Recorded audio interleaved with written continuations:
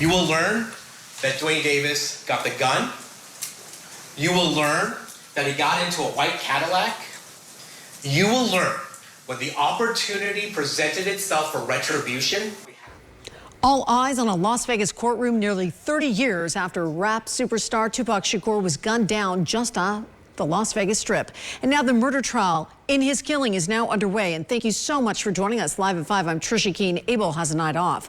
Media from across the country packed inside the courtroom as prosecutors and the defense told a jury two very different stories about what happened that night. And senior reporter Alyssa Bethencourt joins us now live from downtown Las Vegas with more on day one. Alyssa.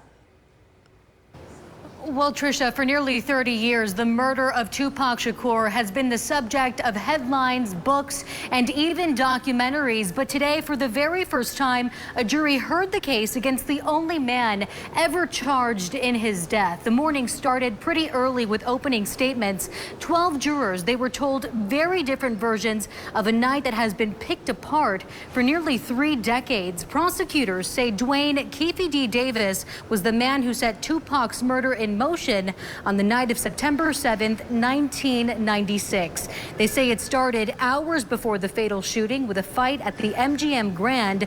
Tupac and members of his entourage attacked Davis's nephew, Orlando Anderson, who was also a member of the Southside Compton Crips. Prosecutors say Davis wanted revenge for that attack. Just a few hours later, Tupac was riding with Suge Knight when they stopped at the intersection of Flamingo and Koval. A white Cadillac pulled up alongside them and someone inside opened fire.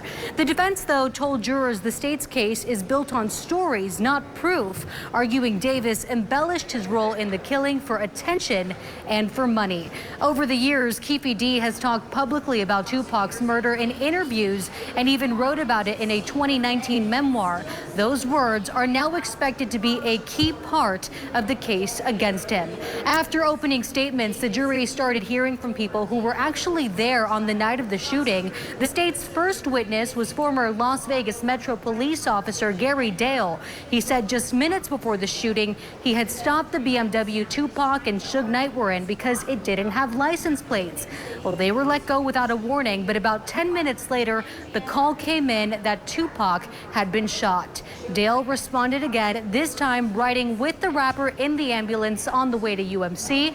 He told jurors Tupac was still able to talk, but would not say who shot him. He was still talking, and I was trying to convince him to tell me the name of whoever his assailants were. And did he ever respond? Yes, he responded, no, we'll take care of it. So, something like that. Yeah, well, as we know, that exchange would become part of an investigation that has lasted almost exactly 3 decades. Throughout the day, jurors also heard from a woman who was near Flamingo and Koval when those shots rang out, and a retired homicide detective who helped investigate the shooting. Now, there is a lot more to come. Prosecutors are expected to call somewhere between 35 and 45 witnesses on that list.